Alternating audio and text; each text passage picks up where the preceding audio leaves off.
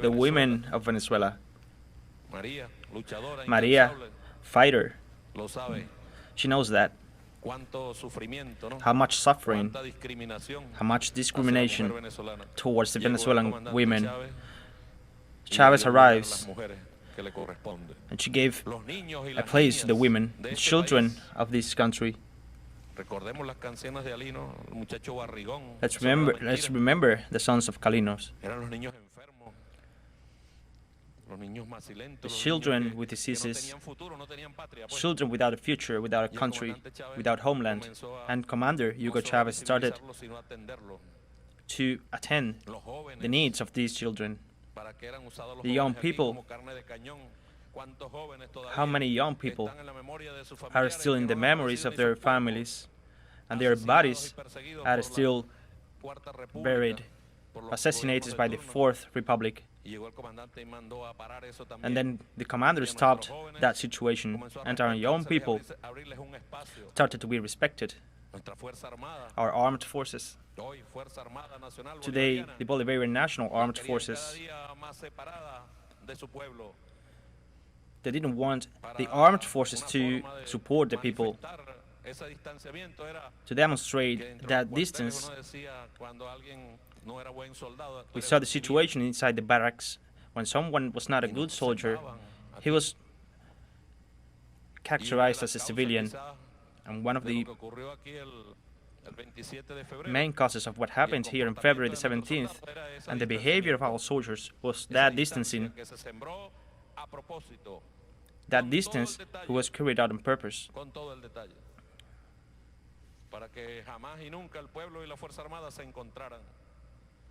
For the armed forces and the people to never walk together, so Chavez gave this country the right to study.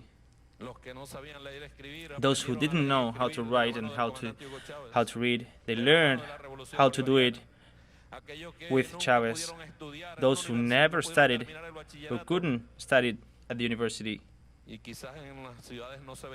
and maybe the cities, you didn't see that situation, but if you go to the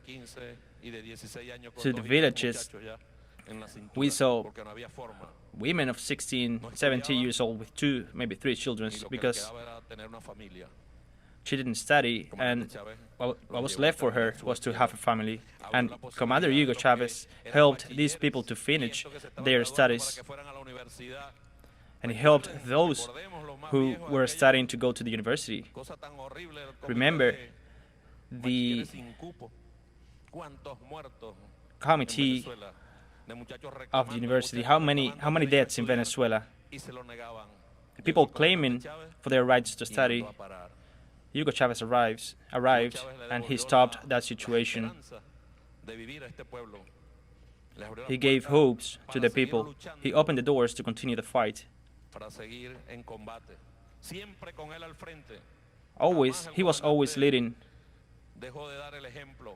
The commander was always an example in the fight. That is why on March the 5th, every March the 5th, are tough days. Rosa was in charge of the events. I think this is my second event here.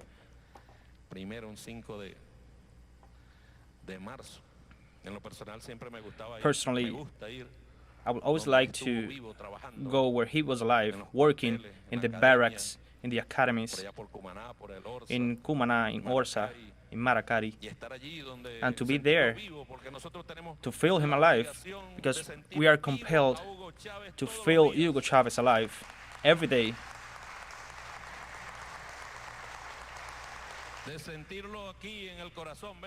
To feel it in the heart, in our hearts. His presence, His guidance, His instructions. How many things we should carry out in His name that somehow were not fulfilled, and in the future we'll have to do it. When today's children, some of our children,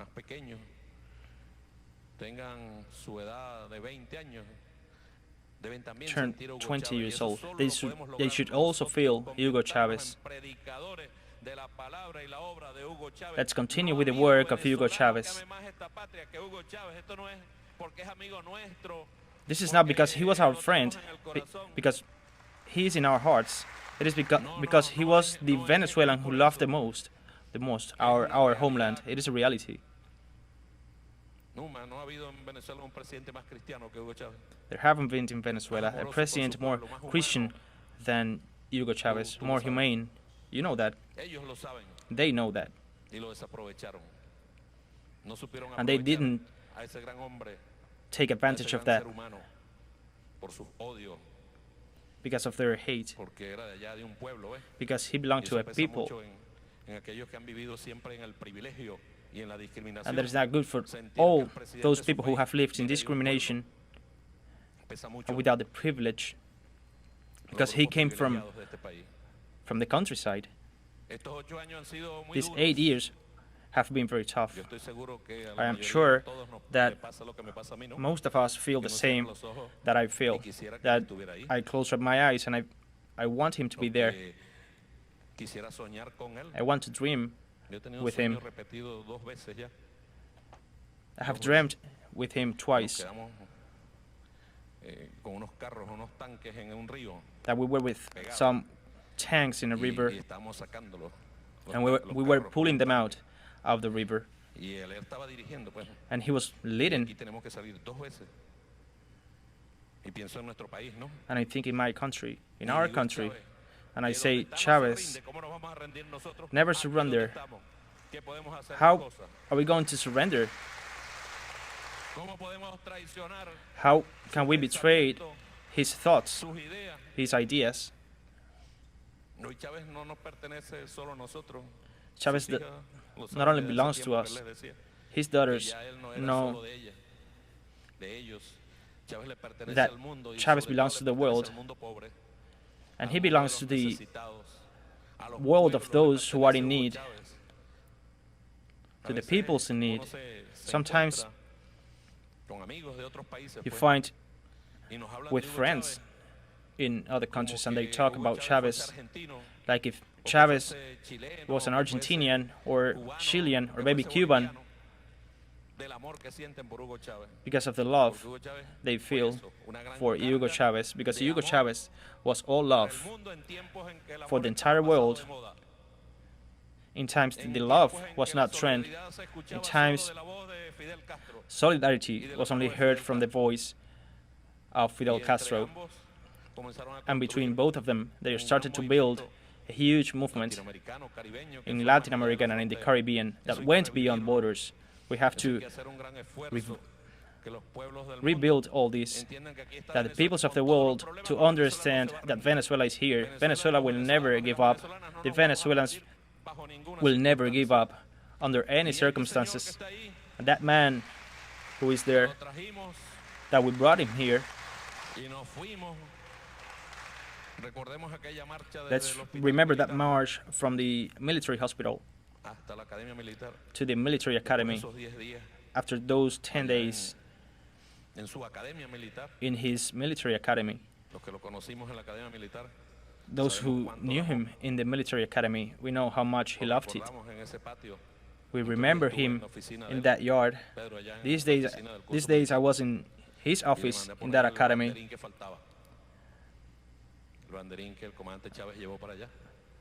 And I put them a flag in his office, his flag in the office. Those 10 days, the people of Venezuela, we walked all that distance, and I was talking to the people, things that we lived with him. After each political act, he always talked to the people.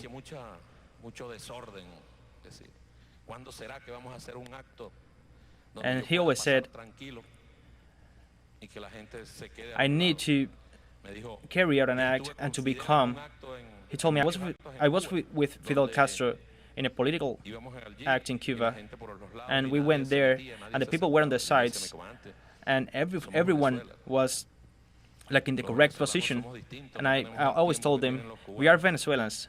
Venezuelans are different. We do not have the time that the Cubans have. One day he said,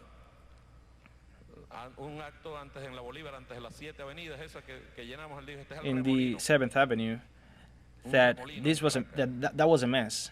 That's what he said. And look now how is our people that day that we left the academy. I think it is recorded for history, and in the car of the commander and his people was in both sides, without moving, with the soul in the hands, paying tribute to their leader.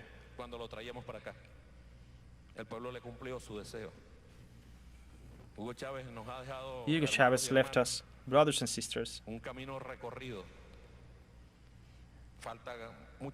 a good path. There's a long way to go, but he left us the path, the only possible way. The only path is the path of the Bolivarian revolution, the path of socialism. If we do not take that path, we will never reach his destiny. Let's always remember him. Not only the March the 5th, let's remember Commander Hugo Chavez every day.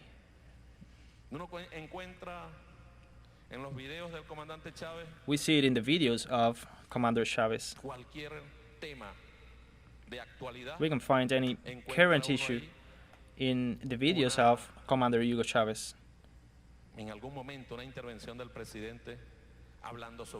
And you find in those videos the president talking about these issues, talking about how we can answer, what to do. It is there. Let's remember him every day. Let's teach his ideas to the children in the barracks. Otherwise, in 30 years, imperialism knows how to work. In 30 years, that TV show in Colombia,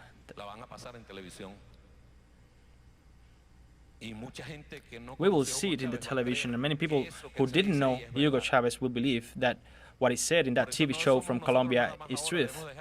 That is why we have to prepare the people to continue throughout the years to talk about who was Hugo Chavez, the love for his people, the love for the most in need. I remember we went to Havana when he was sick, and every time I went there, he asked me about two things: how is the people, and how is the revolutionary armed forces? How are the soldiers? How is the people, and how is the armed forces? So he came back. He asked for unity, that in any circumstances, to know how to remain united and to continue with the spirit of the homeland. If we really love Hugo Chavez, we are compelled to comply with his ideals. March the 5th. Commander, here we are. Here we are paying tribute to you.